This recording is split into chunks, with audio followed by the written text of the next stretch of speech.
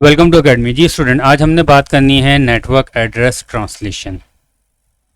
अब इसको हम शॉर्ट फॉर्म में नेट भी कहते हैं, और ये कंप्यूटर नेटवर्क्स के अंदर जो बच्चे CCNA कर रहे हैं, नेटवर्क की फील्ड से रिलेटेड हैं, उनको ये टर्म बहुत ज़्यादा सुनने को मिलती है नेटवर्क एड्रेस ट्रांसलेशन के बारे में। तो आज इस कॉन्सेप्ट को मैं आपको काफ़ी डिटेल में और बहुत ही सिंपल वे में एक्सप्लेन करूँगा।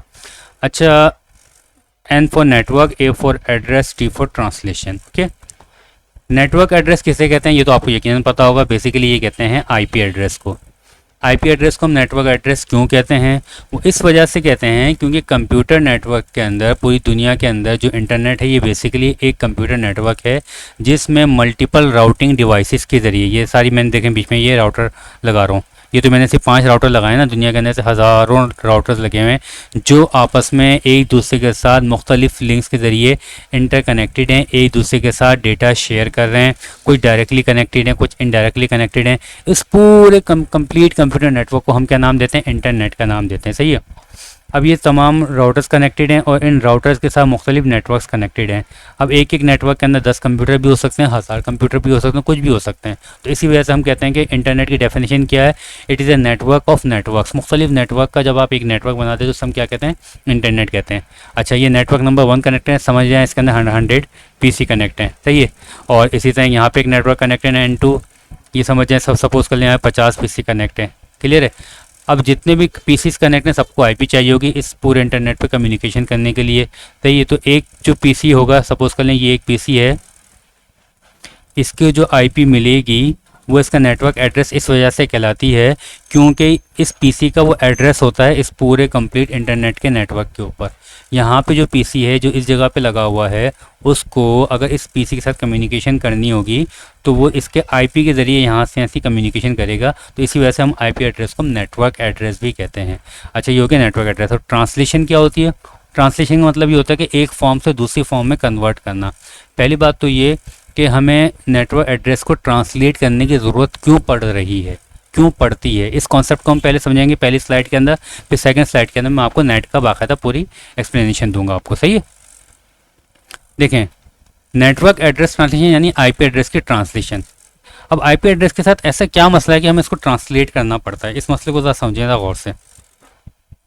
देखें, आईपी एड्रेस कितने बिट का होता है? अच्छा, व्हाट इज़ आईपी के नाम से एक वीडियो मैं ऑलरेडी बना चुका हूँ जो कि academy-khi जो मेरा यूट्यूब का चैनल है उस पर अवेलेबल है, और academy-khi.com जो मेरी वेबसाइट है उस पर भी ये वीडियो अवेलेबल है। तो प्लीज़ उस वीडियो को लाजमी देख कर आना, व्हाट इज़ आईपी के नाम से।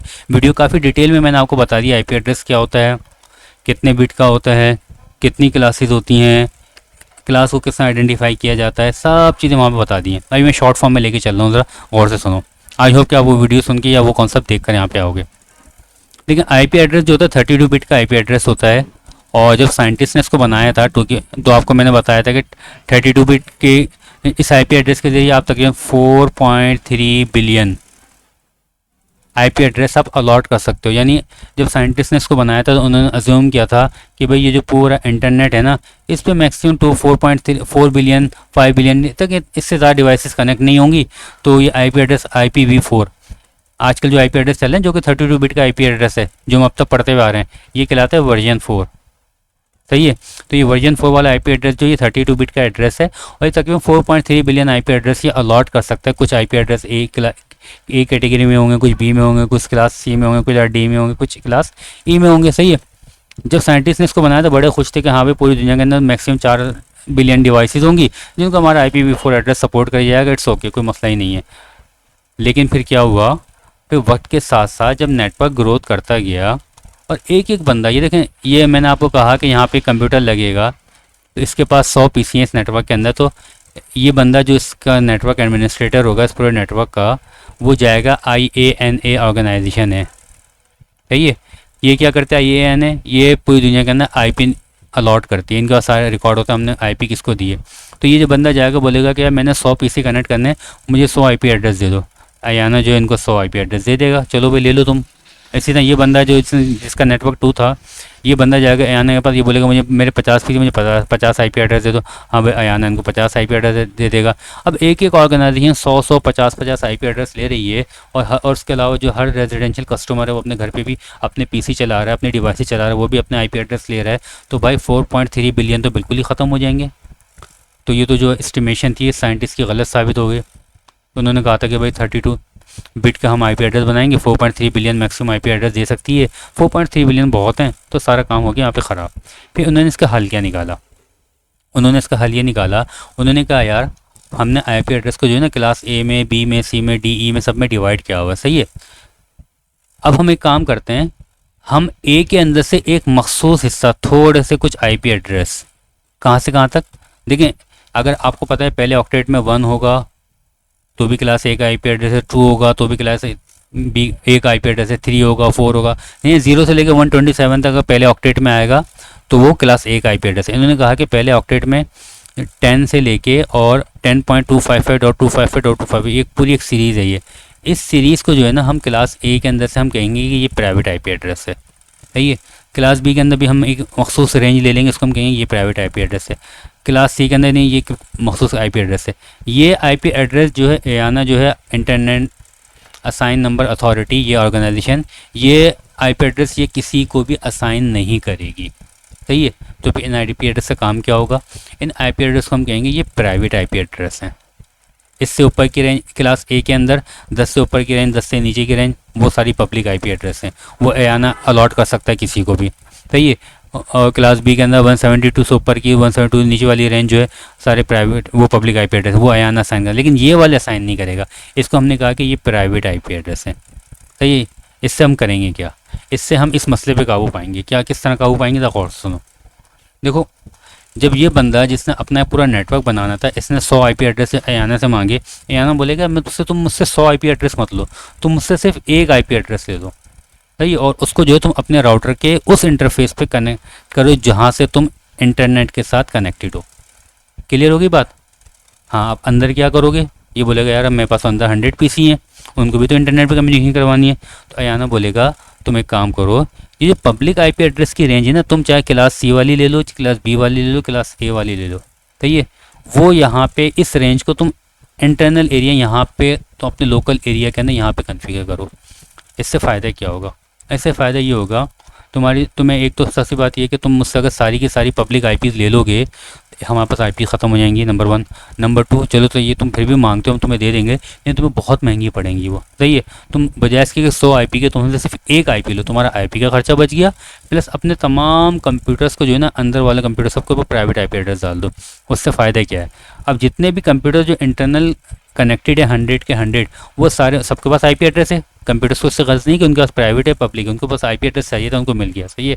तो सारे के सारे आपस में कम्युनिकेशन करेंगे। फिर जब मैं आपको एक डिफ़ॉल्ट गेटवे वाली मैंने वीडियो बनाई थी, उसमें मैंने एक बात बोली थी, जब कोई कंप्यूटर किसी दूसरे नेटवर्क के ऊपर अपना पैकेट ट्रांसमिट करता है, सेंड करता है, तो वो देखता है कि जनाब अगला जो कंप्यूटर है उसका आईपी एड्रेस कहाँ पर है। अगर उसके बाद नहीं मिलता, वो कहाँ भेजता है, वो अपने डिफ़ॉल्ट गेट पे भेजता है, अपने डिफ़ॉल्ट राउटर पे भेजता है, सही है। वो पैकेट क्या करेगा भाई, अगर आपके अंदर प्राइवेट रेंज का कोई पैकेट नहीं मिला अंदर, सारे पैकेट कहाँ पे जाएंगे, आपके राउटर पर जाएंगे। और राउटर को क्या करेगा, उसको इंटरनेट पे जो है, जो इसके यहाँ पे इंटरफेस पे आपने एक सिंगल आईपी कॉन्फ़िगर की होगी ना, इसके ऊपर डाल के इसके ज़रिए भेजेगा, सही है। यानी राउटर जो है इस एक आईपी को इन सब के लिए इस्तेमाल करेगा। तो इसे हम कहेंगे ये नेटवर्क एड्रेस ट्रांसलेशन हो रही है, यानी ये राउटर यहाँ पे बैठा हुआ है, ये प्राइवेट आईपी को पब्लिक आईपी के ऊपर कन्वर्ट कर रहा है। ये कैसे कर रहा है मैं आपको भी मज़ीद आगे बताता हूँ। देखें ये नेट का पूरा एक कॉन्सेप्ट है। देखें इन्होंने क्या किया, ये पूरा एक नेटवर्क बना हुआ है, ये इंटरनल पूरा एक नेटवर्क बना हुआ है, किसी घर का समझ लो, किसी ऑफिस का समझ लो, और इन्होंने क्लास सी का जो है ये प्राइवेट आईपी एड्रेस यहाँ पे कॉन्फ़िगर किया हुआ है, सही है। प्राइवेट एड्रेस जो है आप DHCP सर्वर के थ्रू भी कॉन्फ़िगर कर सकते हो और स्टैटिक भी आप कॉन्फ़िगर कर सकते हो, ये आपकी मर्ज़ी है। तो इन्होंने यहाँ पे, लेकिन ये देख लो ये क्लास सी का प्राइवेट आईपी एड्रेस की रेंज है, तो यहाँ पे इन्होंने कॉन्फ़िगर कर दिया। अब इन सारे कंप्यूटर्स को अगर इंटरनेट पे कम्युनिकेशन करनी होगी ना, तो ये क्या अगर प्राइवेट कम्युनिकेशन करनी होगी अंदर ही अंदर, तो ये लोग यहाँ से डायरेक्ट कम्युनिकेशन कर लेंगे अपने आईपी एड्रेस की मदद से, कोई इशू वाली बात नहीं है। लेकिन अगर इनको इंटरनेट पर जाना होगा, कि अपना पैकेट भेजेंगे इस राउटर के पास, राउटर चूँकि इनका डिफ़ॉल्ट गेटवे है, तो राउटर के पास जब ये पैकेट आएगा तो राउटर ये पैकेट लेगा और यहाँ पे जो इस कंप्यूटर का जो आईपी एड्रेस है ना, उसको रिप्लेस कर देगा अपने पब्लिक आईपी एड्रेस से। ये पब्लिक आईपी एड्रेस है, ये देखो 82 वाला जो है ये पब्लिक आईपी एड्रेस है, और ये आ रहा है अपने क्लास ए की रेंज का पब्लिक आईपी एड्रेस, सही है। तो ये पब्लिक आईपी एड्रेस के अंदर जो है के साथ इसका ये प्राइवेट आईपी एड्रेस जो है रिप्लेस हो जाएगा पैकेट यहाँ पे। और ये काम कौन करेगा? ये आपका राउटर करेगा। तो ये प्रोसेस कहलाता है नेट का प्रोसेस, नेटवर्क एड्रेस ट्रांसलेशन। सही है। अच्छा, जो प्राइवेट आईपी एड्रेस है वो आप डीएचसीपी के ज़रिए आप कन्फिगर करवा सकते हो। प्राइवेटली आपका नेटवर्क एडमिनिस्ट्रेटर खुद कन्फिगर कर सकता है। लेकिन जो पब्लिक आईपी एड्रेस है ये आपको कौन अलॉट करेगा? ये आपका आईएसपी अलॉट करेगा, जहाँ से आपने इंटरनेट कनेक्शन परचेज़ किया हुआ है। आई बात ज़हन में? अच्छा, अब प्राइवेट एड्रेस का कॉन्सेप्ट और नेट का कॉन्सेप्ट तो बहुत ही सिंपल है कि वो क्या कर रहा है, network address translation private IP address को पब्लिक आईपी एड्रेस में कन्वर्ट कर रहा है। लेकिन ये ज़रूरत आपको पता है कि भाई मसला क्यों आया था? क्योंकि IPv4 ख़त्म हो रहा था हमारे पास। लेकिन अब हमारे पास IPv6 भी आ गया है।